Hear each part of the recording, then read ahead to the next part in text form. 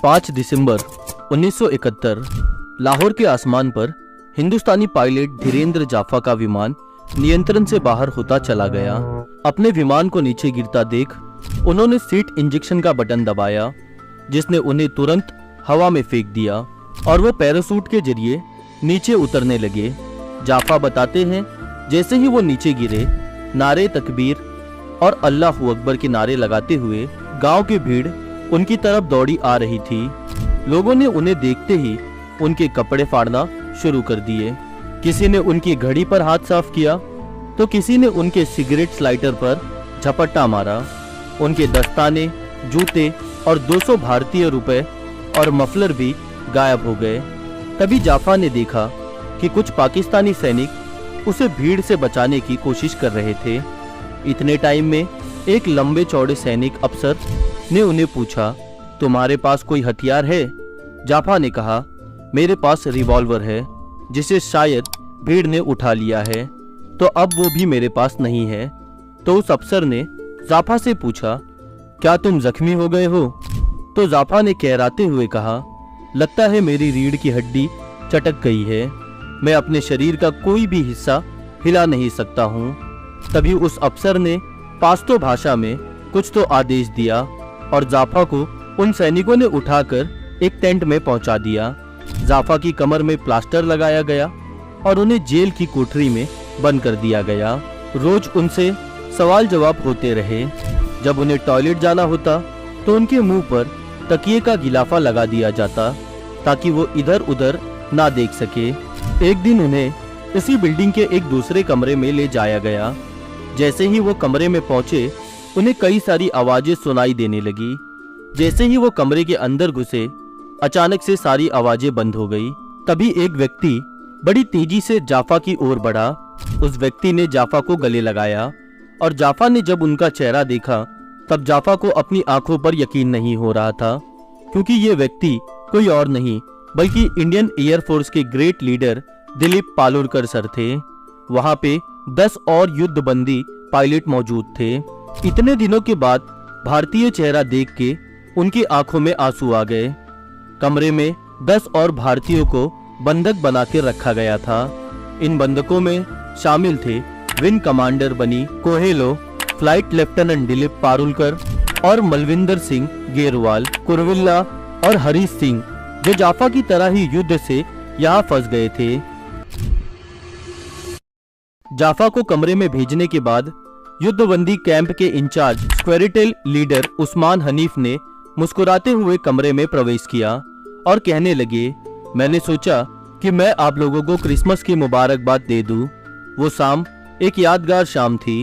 हंसी मजाक के बीच वहां मौजूद सबसे बड़े अफसर विंग कमांडर लीडर बनी चैलोर ने कहा कि हम सब मारे गए सभी साथियों के लिए मौन व्रत रखेंगे और उसके बाद हम सब राष्ट्रगान भी गाएंगे।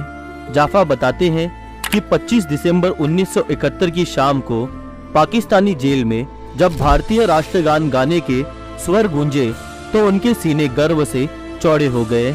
इसी बीच भारत के नीति युंज समिति के अध्यक्ष दिलीप धार पाकिस्तान आकर वापस लौट गए, लेकिन इस युद्धबंदियों के भाग्य का कोई फैसला नहीं हुआ।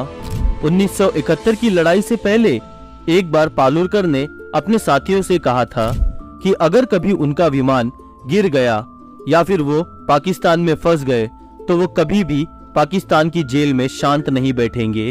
वो वहां से भागने की कोशिश जरूर करेंगे और यही उन्होंने किया भी। बाहर भागने की उनकी इस योजना में उनके साथी थे फ्लाइट लेफ्टिनेंट गेरवाल और हरीश सिंह भी।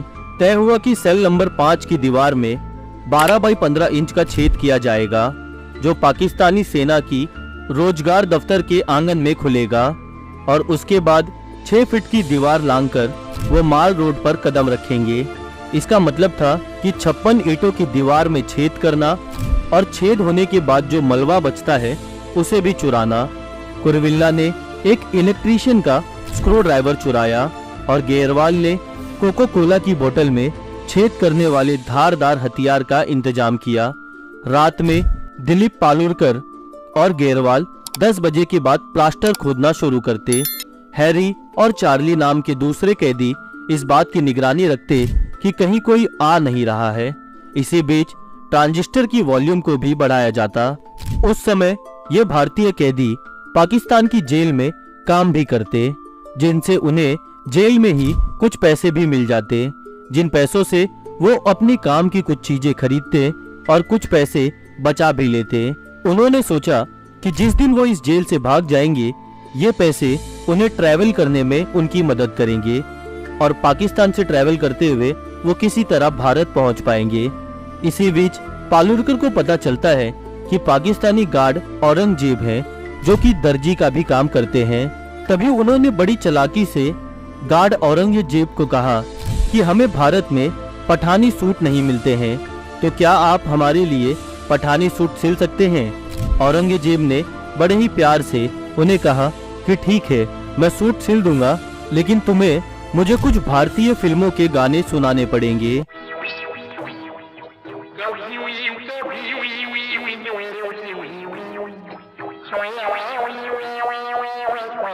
औरंगजेब ने बड़े ही प्यार से उनके लिए सूट सिले और उन्हें दे दिए, लेकिन औरंगजेब ये नहीं जानते थे कि भारतीय सैनिक के लोग ये सूट सिर्फ इसीलिए सिलवा रहे हैं ताकि जेल से भागने के बाद वो अपने कपड़े बदल सके और पाकिस्तान के आम लोगों को उन पर शक न हो। इसी के साथ कामत नाम के दूसरे इंडियन साथी ने तार और बैटरी की मदद से एक मैग्नेट का काम चलाऊ कंपास बनाया, जो देखने में तो फाउंटेन पेन की तरह दिखता था, लेकिन वो काम एक कंपास का करता था। 14 अगस्त को पाकिस्तान स्वतंत्र दिवस था। पारुलकर ने अंदाजा लगाया कि उस दिन गार्ड लोग छुट्टी के मूड में होंगे और कम सतर्क होंगे। 12 अगस्त की रात को उन्हें बिजली कड़कने की आवाज सुनाई दी और उस समय तक प्लास्टर की आखिरी परत भी जा रही थी। 3 लोग छोटी सी छेद से निकले और दीवार के पास इंतजार करने लगे। धूल भरी आंधी के थपेड़े उनके मुंह पर लगना शुरू हो गए थे। तभी उन्होंने देखा कि नजदीकी एक पहरेदार चारपाई पर बैठा हुआ था, लेकिन जब उन्होंने उसे ध्यान से देखा तो उन्होंने पाया कि उसने धूल से बचने के लिए अपने सर पर कपड़ा डाल रखा है। कैदियों ने बाहरी दीवार से माल रोड की तरफ देखा तो उन्हें सड़क पर काफी हलचल दिखाई दी। उस समय रात का शो समाप्त हुआ था। तभी आंधी और बारिश एक साथ आना शुरू हो गई थी। तभी चौकीदार ने अपने मुंह से कपड़ा हटाया और चारपाई समेटते हुए वायुसेना के रोजगार दफ्तर की तरफ दौड़ लगा दी। तीनों कैदियों ने जेल की बाहरी दीवार फांद ली और तेज चलते हुए वो लोग बाएं मुड़े और सिनेमा देखकर लौट रहे लोगों की भीड़ में शामिल हो गए। थोड़ी दूर चलने के बाद अचानक से फ्लाइट लेफ्टिनेंट हरीश सिंह को एहसास हुआ कि वो पाकिस्तान की सबसे सुरक्षित समझे जाने वाली जेल से बाहर आ गए हैं। वो जोर से चिल्लाए, आजादी। फ्लाइट लेफ्टिनेंट मरविंदर सिंह ग्रेरवाल का जवाब था, अभी नहीं। सबने तय किया कि वो लोग अपने आप को ईसाई बताएंगे, क्योंकि उनमें से किसी को भी नमाज पढ़ना नहीं आता था। सभी ईसाई स्कूलों में पढ़े थे और उन्होंने भारतीय वायुसेना में काम करते समय ईसाइयों को नजदीक से देखा था। दिलीप का नया नाम था फिलिप पीटर, ग्रेरवाल का नया नाम था अली अमीर। भीड़ को चीरते हुए वो लोग तेजी से चलकर बस स्टैंड तक पहुंच गए। वहां पर एक कंडक्टर चिल्ला रहा था, पेशावर पेशावर पेशावर, जाना है क्या आप लोगों को। तभी वो लोग कूदकर बस में बैठ गए और सुबह के 6 बजते बजते वो लोग पेशावर पहुंच गए। वहां से उन्होंने जमरूद रोड जाने के लिए टांगा किया। टांगे से उतरने के बाद उन्होंने पैदल चलना शुरू किया। फिर वो एक बस पर बैठने लगे। उस बस में नीचे बैठने के लिए जगह नहीं थी, तो कंडक्टर ने उन्हें बस की छत पर बैठने को कहा। वो लोग बस की छत पर बैठ गए और जामरूद रोड पहुंच गए। सड़क पर एक गेट दिखाई दिया, जिस पर एक साइन बोर्ड लगा हुआ था, जिस पर लिखा हुआ था कि अफगानिस्तान यहाँ से केवल 5 किलोमीटर दूर है। और वो लोग सोचने लगे कि शायद वो रास्ता भटक गए हैं। तभी उन्होंने अपने आप को अफगानिस्तान बॉर्डर के पास पाया। एक पल के लिए उन्होंने सोचा भी कि या तो वो अफगानिस्तान जा सकते हैं और वहां से इंडिया के लिए रवाना हो सकते हैं, और या फिर वो पाकिस्तान से ही वापस बस लेकर इंडिया की तरफ जा सकते हैं। लेकिन तभी इन सब उधड़-बुंद में उन्होंने अपने आप को पाकिस्तानी पुलिस के पास पाया। पाकिस्तानी पुलिस ने अब उन्हें पकड़ लिया था, क्योंकि वो पाकिस्तान और अफगानिस्तान के बॉर्डर के पास थे। पाकिस्तान पुलिस ने उन्हें कहा कि हमें आप लोगों को जेल में डालना होगा और आप लोगों से पूछताछ करनी होगी कि आप लोग पाकिस्तान से हैं या भारत से या फिर अफगानिस्तान से।